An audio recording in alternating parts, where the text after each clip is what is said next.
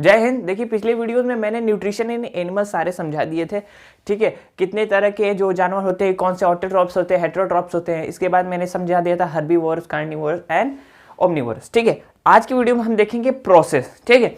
एक जो एनिमल होता है वो किन किन प्रोसेस से गुजरता है एक न्यूट्रिशन को पाने के लिए, ठीक है। वो इंसान भी हो सकता है, ठीक है, इंक्लूडिंग इंसान भी है उसमें, ठीक है। तो इंसान भी कह सकते हैं कि किस किस प्रोसेस से गुजरता है एक न्यूट्रिशन को, पूरा कंप्लीट न्यूट्रिशन से एनर्जी लेने, ठीक है। फूड से एनर्जी लेने और उसके बाद एनर्जी की लेने के बाद जो वेस्ट मटेरियल रिमूव होने तक बाहर बॉडी के, वो प्रक्रिया क्या है आज हम देखते हैं, ठीक है। इसमें देखिए 5 स्टेप्स है, ठीक है, 5 प्रोसेस है, कह सकते हैं 5 प्रोसेस से गुजरता है। फर्स्ट होता है इंगेशन, ठीक है। इसको क्या कहते हैं? अंतर्ग्रहण क्या कहते हैं हिंदी में? अंतर्ग्रहण। अब समझिए सेकंड। अच्छा, इसके बाद जो प्रोसेस होगा वो क्या होगा, सब देख लेते हैं एक बार राउंड में फिगर में देख लेते हैं कि क्या क्या है। पहले क्या है? इंगेशन। उसके बाद सेकंड आता है आपका डाइजेशन, ठीक है, डाइजेशन। अच्छा, डाइजेशन के बाद आता है थर्ड में एब्जॉर्प्शन, ठीक है। डाइजेशन को क्या कहते हैं? पाचन, ठीक है, पाचन। और एब्जॉर्प्शन को क्या कहते हैं? अवशोषण का मतलब होता है अवशोषण, मतलब जैसे किसी चीज को सोखना, ठीक है। सोकिंग भी कह सकते हो। एब्जॉर्प्शन को शोकिंग, सोकिंग नहीं होता, SOA, सोकिंग, ठीक है, शोकिंग यानी कि किसी को सोखना या अवशोषण हिंदी में अवशोषण। डाइजेशन को पाचन।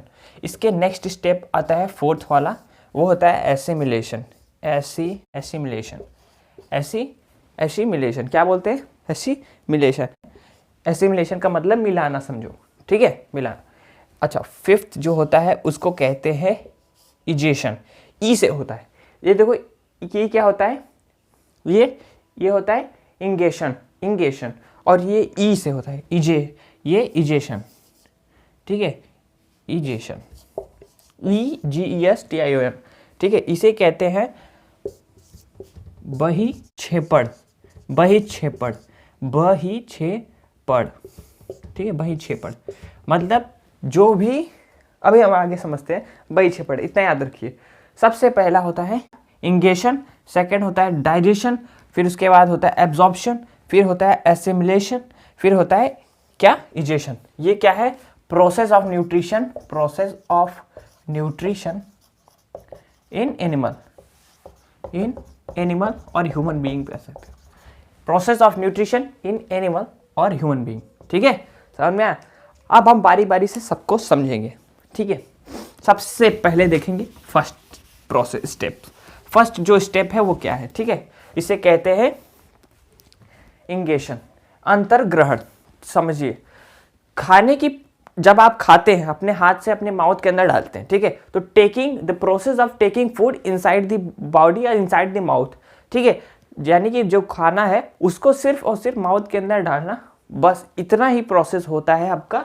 क्या इंगेशन मतलब अंतर्ग्रहण। इसका मतलब, अंतर्ग्रहण का मतलब होता है कि कोई भी चीज, the process of taking food inside the body, मतलब जब हम किसी चीज को अपने हाथ से लेकर उसको अपने मुंह में डाल रहे हैं, या जानवर जिस तरीके से अपने मुंह से, अपने माउथ से, टंग और टीथ के मदद से उस खाने को क्या करते हैं, फिर स्टार्ट करते हैं, मतलब प्रोसेस शुरू करते हैं। तो उतना जो प्रोसेस होता है माउथ के अंदर फूड को डालना, बस उतने प्रोसेस को कहते हैं क्या?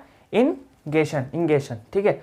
बस इतना ही होता है। मैंने लिख दिया है the process of taking food inside the body is called ingestion, ठीक है। देखिए, अब देखिए जो सेकंड स्टेप होता है, प्रोसेस होता है, वो होता है डाइजेशन, यानी कि पाचन। देखिए ये जो स्टेप होता है, इसमें जो फूड आया है उसको डाइजेस्ट करने, किसकी मदद से? अलग अलग डिफरेंट एंजाइम्स, ठीक है, जो ग्लैंड्स जूस है, ठीक है, उसकी मदद से हम इसको क्या कहते हैं? एंजाइम्स की मदद से। और भी 1-2 एसिड्स हैं पेट में होते हैं, स्टोमक में, उन सब की वजह से खाने को क्या करना? सिंपली स्मॉल मॉलिक्यूल्स में तोड़ देना। खाने के अंदर हम जानते हैं कि खाना सबसे पहले इनसॉल्युबल होता है, वाटर में, ठीक है, मतलब वाटर में वो इनसॉल्युबल होता है। तो उसको सॉल्युबल बनाने के लिए, यानी कि वाटर में घुलनशील जिसे कहते हैं ना, वाटर में घुल जाए, वैसे स्टेज पे बनाने के लिए उसे डाइजेशन प्रक्रिया से गुजरना पड़ता है। तो क्या लिखेंगे, the process in which food containing large insoluble molecule, ठीक है, लार्ज इनसॉल्युबल मतलब जो घुल ना पाए वाटर में, insoluble molecule is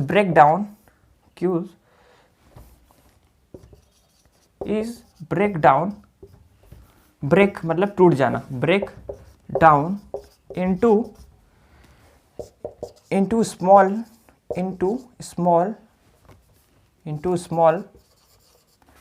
water soluble molecule, water soluble मतलब इनसॉल्युबल से soluble molecule, water soluble molecule, ठीक है,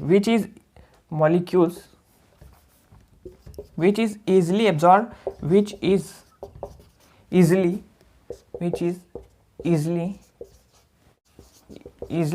absorbed by the body, ठीक है।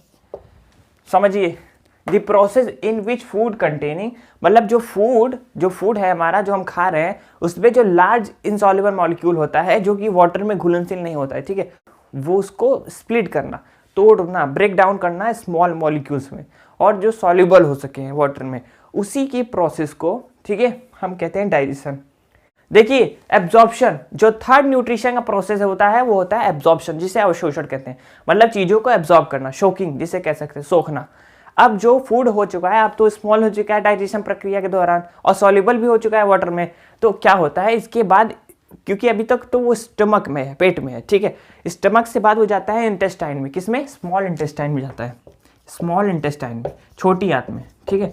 अच्छा, इस आंत में क्या होता है, जो फूड मॉलिक्यूल्स जाते हैं स्मॉल, अब तो वो स्मॉल फूड मॉलिक्यूल हो ही चुके हैं और सॉल्युबल भी, तो इंटेस्टाइन के वॉल में, यानी कि स्मॉल इंटेस्टाइन जो छोटी आंत के अंदर, ठीक है, छोटी आंत के अंदर जो उसका अंदर वाला सरफेस होता है, वॉल सरफेस, ठीक है, यानी कि जो छोटी आंत ऐसी होती है, आप देखेंगे ऐसे ऐसे ऐसे करके पूरी, और एक एडल्ट में जो लंबाई होती है स्मॉल इंटेस्टाइन की वो 6.5 मीटर होती है।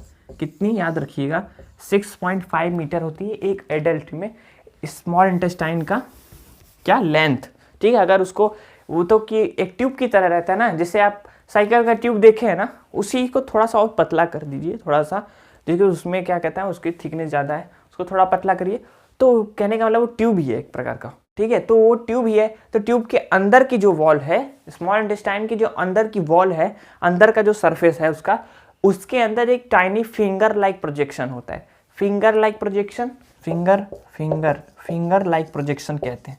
फिंगर लाइक प्रोजेक्शन का मतलब होता है, ठीक, कि फिंगर की तरह, जैसे हमारा फिंगर है, ठीक है, फिंगर, उसके जो वॉल के अंदर इंटेस्टियल वॉल जिसे कहते हैं, इंटेस्टियल, ठीक है, इंटेस्टियल में स्मॉल इंटेस्टाइन का वॉल जो होता है, इनर इंटेस्टियल वॉल, अंदर का इनर इंटेस्टियल वॉल, अंदर की जो उसकी वॉल होती है, उसके अंदर फिंगर लाइक प्रोजेक्शन होता है, मतलब हमारी उंगलियों की जैसा, ऐसे ऐसे उसके वॉल में इस तरीके से फिंगर की तरह, जैसे फिंगर होता है, ऐसे ऐसे आकृति बनी होती है, ठीक है, आकार ऐसे ऐसे रहता है, ठीक है। तो कहने का मतलब फिंगर लाइक प्रोजेक्शन रहता है, मतलब उसके अंदर इस तरीके से क्या बने रहते हैं, फिंगर लाइक प्रोजेक्शंस, मतलब इस तरीके से आकृति बनी होती है इंटेस्टियल वॉल के अंदर, फिंगर की तरह अंदर, ठीक है। उसको हम कहते हैं VILLI, विली, क्या, VILLI, विली, जो इंटेस्टियल वॉल के अंदर फिंगर लाइक प्रोजेक्शन प्रेजेंट होता है उसको विली कहते हैं। तो एग्जाम में ये भी आता है कि इंटेस्टियल वॉल के अंदर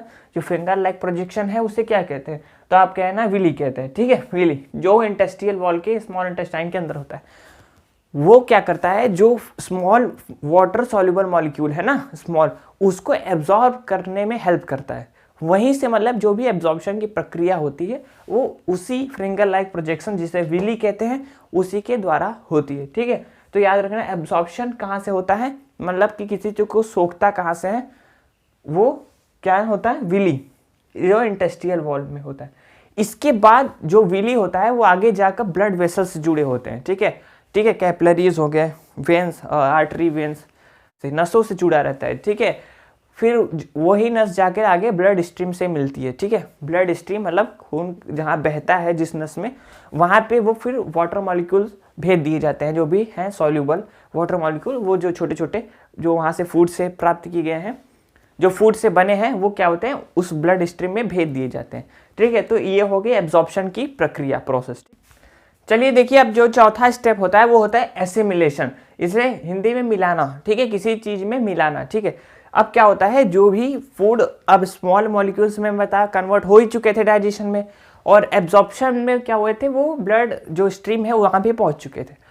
अब ब्लड यानी कि स्ट्रीम में, यानी कि नसों के द्वारा वो पूरे बॉडी में फैल जाते हैं, ठीक है, पहुँच जाते हैं, हर जगह पहुँच जाते हैं, फैल जाएंगे, ठीक है, हर जगह पर। तो हर एक सेल, जो बॉडी सेल में रीच हो जाएंगे, पहुँच जाएंगे, ठीक है, हर एक बॉडी सेल के। अब उसके बाद जो फूड मॉलिक्यूल पहुँचा है उसका इंटर होना सेल के अंदर, ठीक है, मतलब सेल द्वारा उसको लेना और उससे क्या करना, एनर्जी लेना या ग्रोथ या रिपेयर करना, ये सारी प्रोसेस क्या कहलाती है, assimilation. The process in which absorb food is taken by the body cell, मतलब जो एब्जॉर्ब फूड है अब जब वो सेल द्वारा लिया जाएगा और उससे क्या होगा, एनर्जी ग्रोथ और रिपेयर किया जाएगा, बस उसी को प्रोसेस को कहते हैं एसिमिलेशन, ठीक है। The process in which absorb food is taken by the body cells and used for energy growth and repair is called assimilation. बात खत्म, ठीक है। जो भी फूड आया अब उसको सेल में इंटर होना, और यानी कि सेल द्वारा उसको लेना और उससे ग्रोथ, रिपेयर, एनर्जी करना, ये सारी प्रोसेस करना, उसे एसिमिलेशन प्रोसेस कहते हैं, ठीक है। ये फोर्थ है, याद रखिएगा, ठीक है। देखिए, जो process of nutrition in animal है उसको कंप्लीट होने में जो पांचवा स्टेप लगता है वो होता है क्या, इजेशन, जिसे बहिक्षेपण कहते हैं। ये आखिरी स्टेप होता है जिसमें क्या होता है कि जो अनडाइजेस्टेड फूड होता है, ठीक है, मतलब जो अब किसी काम का नहीं है, जिसमें से सारे न्यूट्रिएंट जितने भी निकल सकते थे फूड मॉलिक्यूल्स वो सारे हो चुके हैं और वेस्ट मटेरियल्स बचे होते हैं, ठीक है, वो जो अब बॉडी के बाहर जाते हैं उसी के प्रोसेस को कहते हैं इजेशन। तो लिखना क्या है, the process in which undigested food materials, या ऐसे कह सकते हैं अनडाइजेस्टेड पार्ट ऑफ फूड, ये भी कह सकते हैं undigested part, the process in which undigested part of food is remove, और थ्रोन कह सकते हैं, थ्रोन मतलब बाहर फेंकना, तो इज रिमूव कैसे, या थ्रोन कह सकते हैं, is thrown out, THROWN, thrown out from the body is called egestion, यानी बहिक्षेपण, is called इजेशन, ठीक है। तो जिस प्रक्रिया में, जिस प्रोसेस में जो अनडाइजेस्टेड फूड मटेरियल वो बॉडी के बाहर कर दिए जाते हैं उसे कहते हैं इजेशन। ये लास्ट प्रोसेस होता है एक कंप्लीट न्यूट्रिशन को होने में, ठीक है, ये होता है बहिक्षेपण हिंदी में, ठीक है। आई होप आपको इस वीडियो से न्यूट्रिशन इन एनिमल अच्छे से समझ में आया होगा। न्यूट्रिशन इन ह्यूमन बीइंग में इसके ऊपर पूरा डिटेल में बना दूंगा कि इस तरीके से जो डाइजेस्टिव सिस्टम में जितने ऑर्गन्स होते हैं, मतलब कंप्लीट जो न्यूट्रिशन प्रोसेस है ह्यूमन के अंदर, वो हम नेक्स्ट वीडियो में समझेंगे, ठीक है। उसके लिए स्पेशल वीडियो बनाना पड़ेगा क्योंकि वहाँ पे वीडियो बहुत लॉन्ग हो जाएगी। अगर इस वीडियो को नॉलेज अच्छा लगा तो जरूर इस वीडियो को लाइक कीजिएगा, चैनल को नए हैं तो सब्सक्राइब कर लीजिए। आप देखते रहिए यूनिक विद्यार्थी। जय हिंद।